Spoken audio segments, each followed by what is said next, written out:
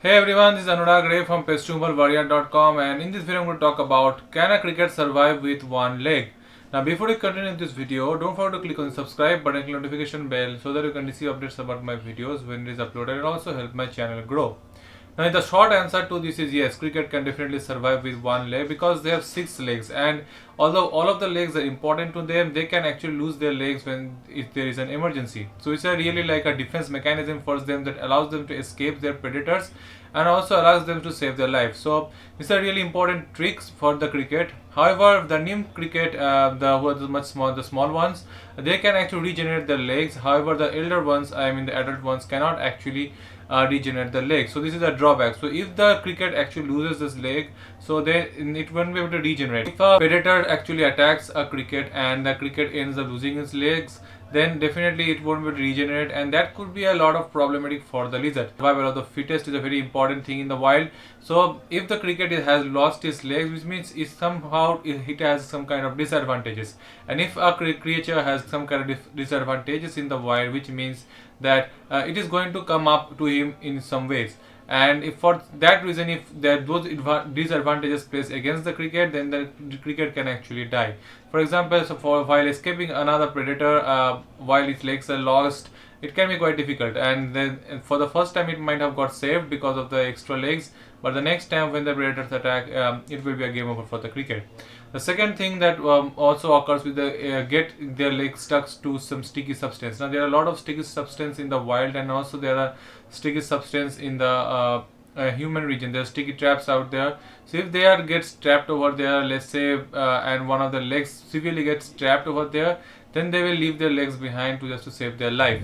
Although this is not their favorite thing to do, they don't want to leave their leg, which is quite obvious because losing their legs gives them a lot of disadvantages.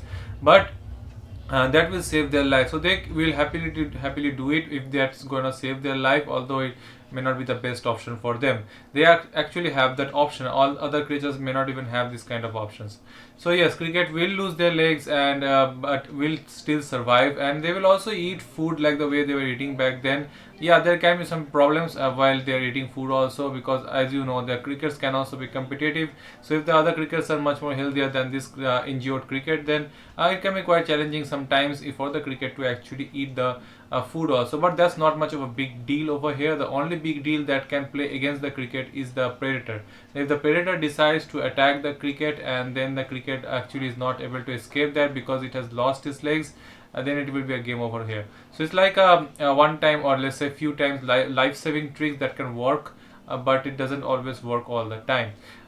Again, the crickets, the small ones, the nymph one, can actually regenerate their legs, which is also really a big thing, because if they lose their legs early on when they are in the nymph state, and they can eventually, after a period of some time, they will almost exactly replicate and regenerate their legs, and they will be fully functional.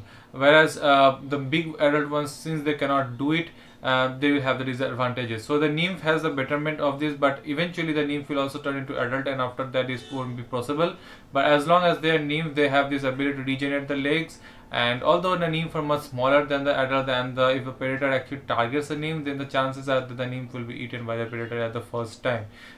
In most cases, the adult cricket will also be eaten by the predator in the first time, but at least there are some chances that the adult cricket might be able to survive, because it's quite unpredictable. They can somehow jump quite well. They can also fly, and because of that reason, sometimes it can catch the predator by surprise. However, the nymph is not that experienced and cannot use its abilities to the best of its potential. So that's why the nymph can actually die if a predator actually attacks it, even though it has the power to regenerate its limbs.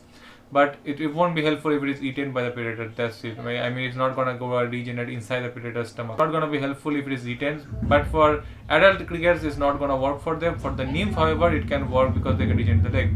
So that's it for this video. I hope you will find something helpful from this video. If you really enjoyed this video, don't forget to click on the like, comment and subscribe button. I'm uploading 2 videos every single week. That is on Monday and Friday. So don't forget to click on the subscribe button, click notification bell. Thank you.